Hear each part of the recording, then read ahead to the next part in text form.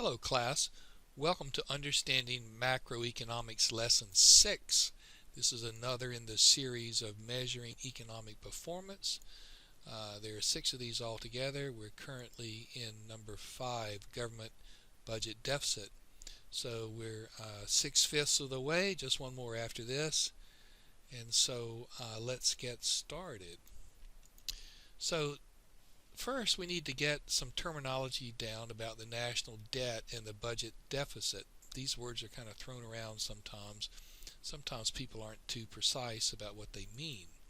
The budget deficit is an annual number, and it's simply the difference in the taxes collected in some year, let's just call it year X, and government spending in that year. So normally taxes are insufficient to cover government spending, so this number is in deficit every year. But it's theoretically possible that you could have a budget surplus. I wonder if any of you remember the last time the federal government ran a budget surplus. It was under Bill Clinton.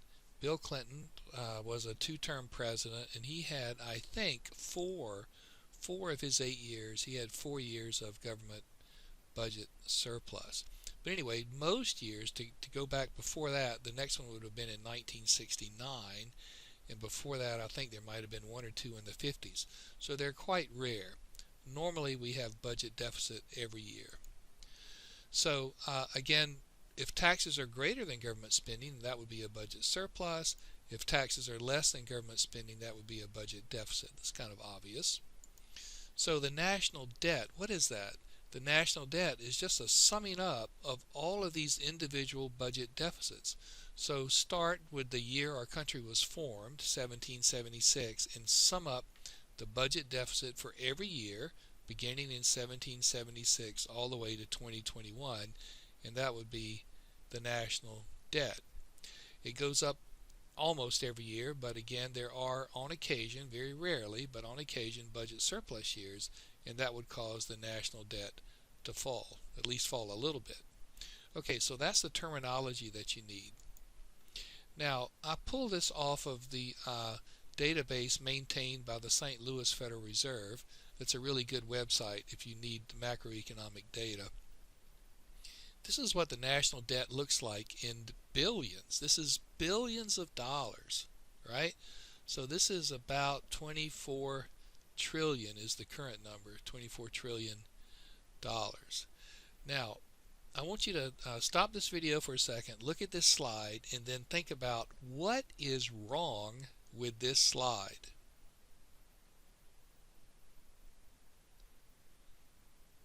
Alright, I hope you're back. So it should be obvious that the national debt is measured in dollars. These are dollars, and these are dollars from way back in 1965 to the present. The problem is $1 in 1965 is worth a lot more than $1 in 2021. So it is wrong. It is, to put it mildly, it's unfair to consider deficits in these years compared to deficits in these years, because these dollars aren't worth very much. So to net out the illusion from all this of inflation, there's a couple ways to do it. One is to adjust this for inflation using the GDP deflator, which we talked about in an earlier lesson. But another way to do it is to just take the national debt for each year and divide it by GDP in that year. And so when you do that, you had dollars in the numerator and dollars in the denominator, and so the dollars cancel out, and you just have a simple percentage. So in 1966, which is when that data began, the debt as a percentage of GDP was about 40%. But now it's about 135%. So we crossed that threshold where the debt, that is the amount of money the federal government owed, exceeded GDP in 2013. And it's been going up at quite a rapid rate. I don't think this number is quite right. I know there was a huge jump. In fact, now that I look at it, that can't be right. There was a huge jump in the debt last year because, remember, GDP fell, right? We had a terrible recession year. And I don't think this is all of the data. I think this probably doesn't include the fourth quarter of 2020, which would make this number a little lower. So you can just ignore that number. But even ignoring that number, it's quite impressive what's been happening to the national debt through time. So here's another way of looking at it. And again, I think that data point right there is probably wrong. So we can just ignore this little bump up here. It's probably more like in here somewhere. I know it bumped up. It'll be obvious, but that seems like way out of line. Anyway, this is the national debt as a percent of GDP plotted out. This is Clinton was in here, right, in the late 90s, I think, right in there somewhere. This is the Great Recession, 2008, 2009. GDP went down and the government spent all kinds of crazy money trying to stimulate the economy. Same thing happened last year with COVID, but I don't think all of that is there. Okay, so here is another way to look at it, and this is just the budget deficit. Okay, now instead of the national debt, which is all of it added up, this is just the annual budget deficit. These are obviously the Clinton years, I think. This is the Great Recession of 2008, 2009, and there you can see. Okay? Now let's move away from the data for a second and let's consider something else. How is the annual budget deficit financed? A lot of people think that the government, they just lump them all together. The government, they lump in the president, the Congress, and everybody else, call it the government, but that's not really true. The president and the Congress don't really do anything with this. The budget is managed by the U.S. Treasury. So what happens is the U.S. Treasury, just like if you're the treasurer of some local club, you take in dues, right? You take in dues. So in Club USA, we call those dues taxes. And then you spend some money, the club spends some money, and in Club USA we call that government spending. And the treasurer has to manage all that, has to make sure that when the club writes a check, that is when the United States writes a check, maybe your grandma's Social Security check, that they need to make sure that it doesn't bounce. And now how can they do that if the government constantly spends more money than they take in taxes? If it were any other kind of club, the checks would bounce very quickly. But in the case of the United States Treasury, what they do is they print U.S. government bonds. Now, U.S. government bond is just a kind of a formal way to say they print IOUs. It would be just like I was a little short this month and I came to you and said, listen, can you loan me $50 to the end of the month? And I would take out a piece of paper and I would write on there, I owe you $50 and I will pay it back on March 1st.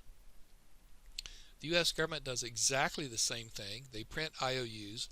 It's just they don't call them that. They call them U.S. government bonds. So they print these bonds and then they sell these bonds to whoever will buy them. They sell them in the open market. They actually auction them off. And then they take the proceeds from these bond sales to cover the government expenses that are above the taxes that they collected. So that's how it works.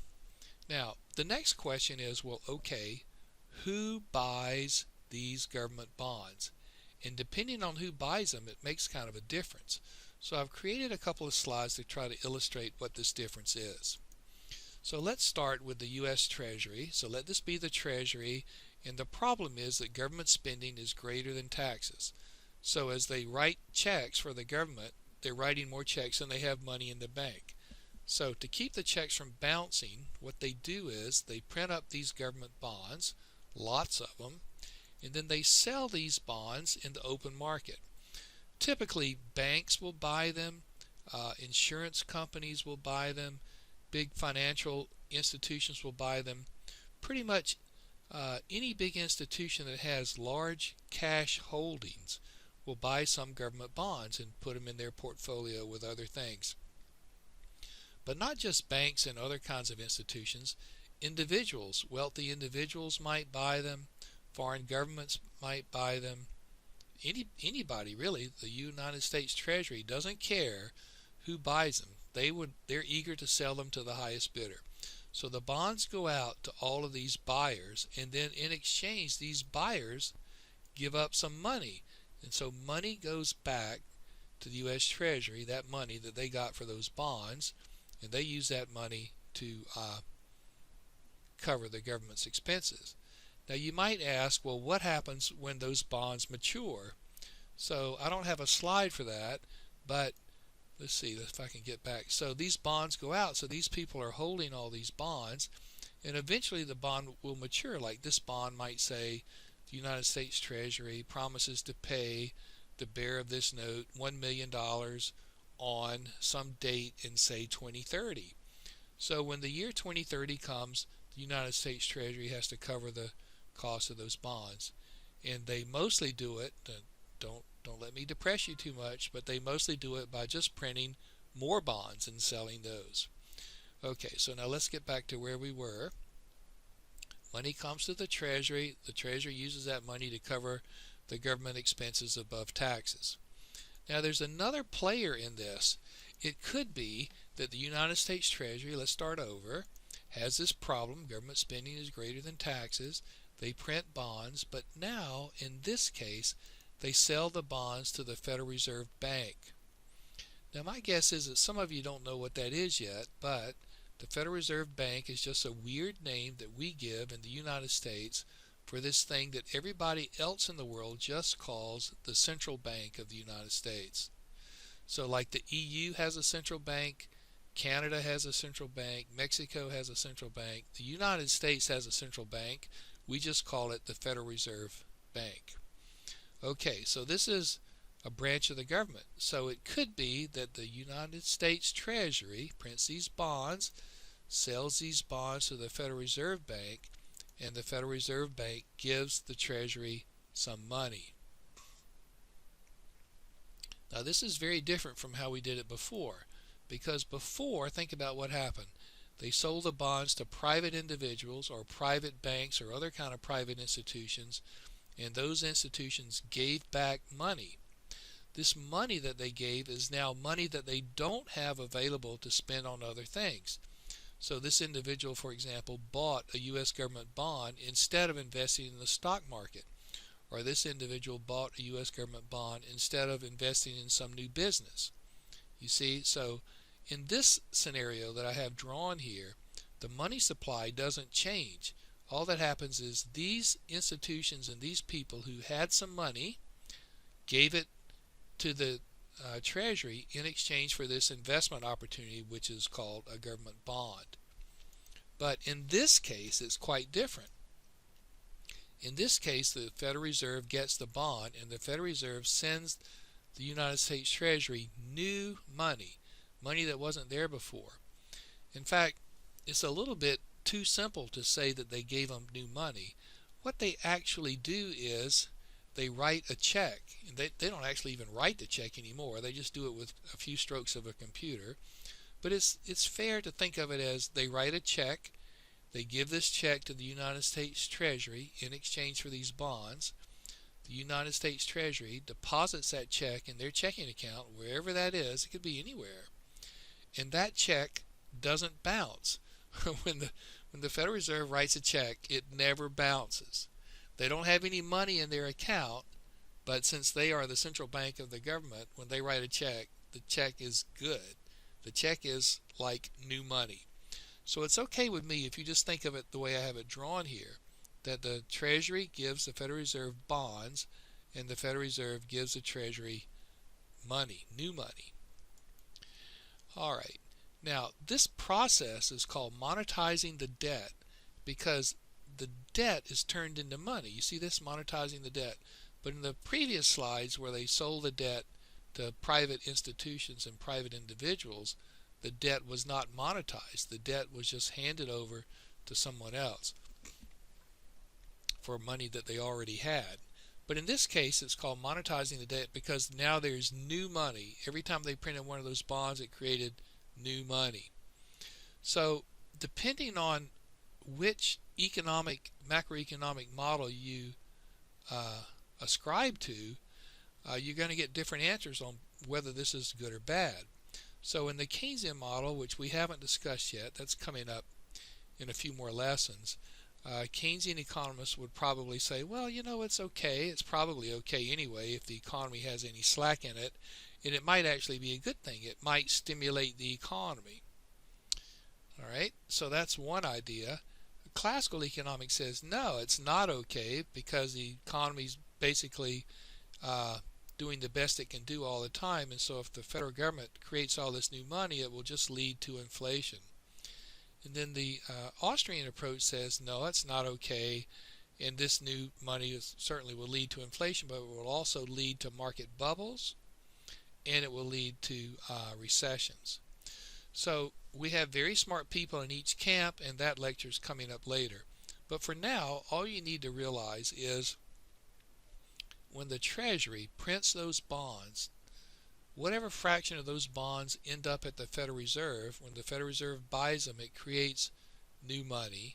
That's called monetizing the debt, and economists disagree on what the impact of that will be. Okay, so now let's summarize this lesson. The national debt is an impressively large number. It's so large that it's hard to conceptualize how big that is. Usually the party in power downplays the size of the debt while the losing party complains about how big it is. This is actually, if you don't take it personal, it's actually kind of fun to watch. So, when the Democrats are in power, Republicans are constantly complaining about the size of the national debt and how awful it is and how irresponsible Democrats are.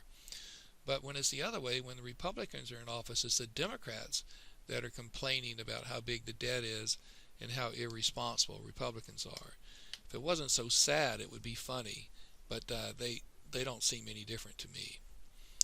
Okay, so let's see. Almost every president in my lifetime, almost every president has promised to balance the budget. In fact, I can only think of a couple that didn't promise to do that. One of them was President Bush, but I don't remember if it was Bush the first or Bush the second, but one of them didn't promise it.